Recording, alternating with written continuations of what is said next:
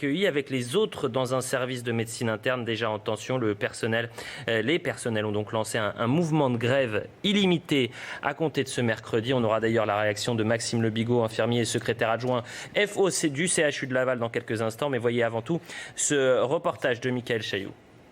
Le déclencheur de ce mouvement de grève illimité, c'est un manque de personnel au service de médecine interne situé au 7e étage de l'hôpital. Il faudrait ouvrir 6 à 7 postes d'infirmiers et d'aides-soignants, selon Force ouvrière, dans un service qui accueille 24 patients, dont la moitié est atteint de Covid. On peut avoir des patients en aplasie, c'est-à-dire sans défense immunitaire, mélangés donc avec des patients Covid, donc mélangés, séparés par une porte.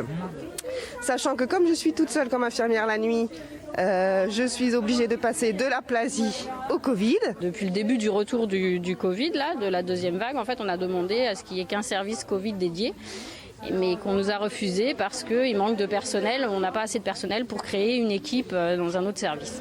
Les grévistes sont assignés à leur poste, ils sont soutenus par les médecins du service. C'est vrai que c'est quand même une inquiétude pour le personnel de risquer de contaminer les patients en passant comme ça du secteur Covid au secteur non Covid. Les familles sont en colère parce que quand elles savent qu'il y a du Covid à côté, elles nous disent mais pendant 2 mois ma maman a été confinée sans voir personne et là vous la mettez à côté des Covid.